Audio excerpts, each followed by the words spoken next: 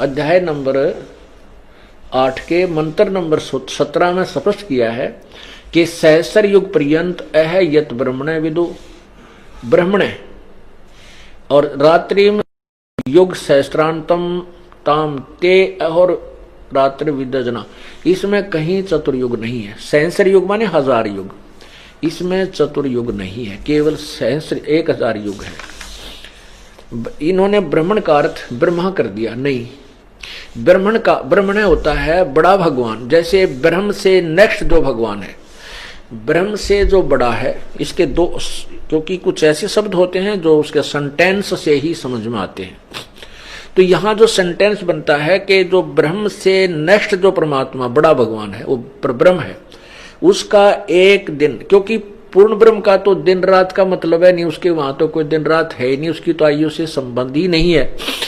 आयु जहां तक चल रही है, जिसका समय निर्धारित है, वो ब्रह्म और परब्रह्म तक ही, और नीचे के देवताओं का ही है और हम मनुष्यों का।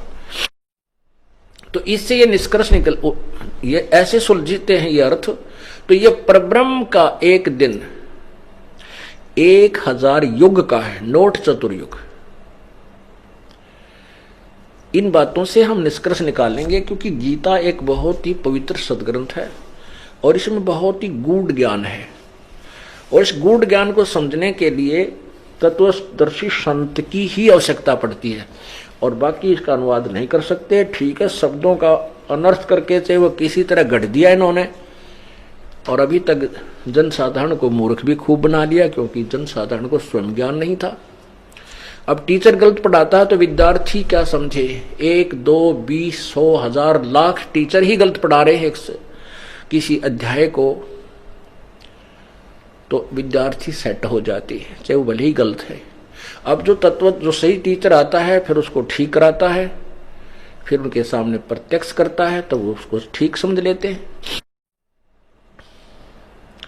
तो इसमें इस परब्रह्म का एक दिन 1000 युग का है, और इतनी ही रात्रि होती है। और कहते हैं जो इस प्रकार उस सब ज्ञान को समझता है, दिन रात को जानता है, वो सही ज्ञान का, यानी ज्ञान के जानने वाला है, इस काल के विषय में परिचित है। इसका अर्थ ये है।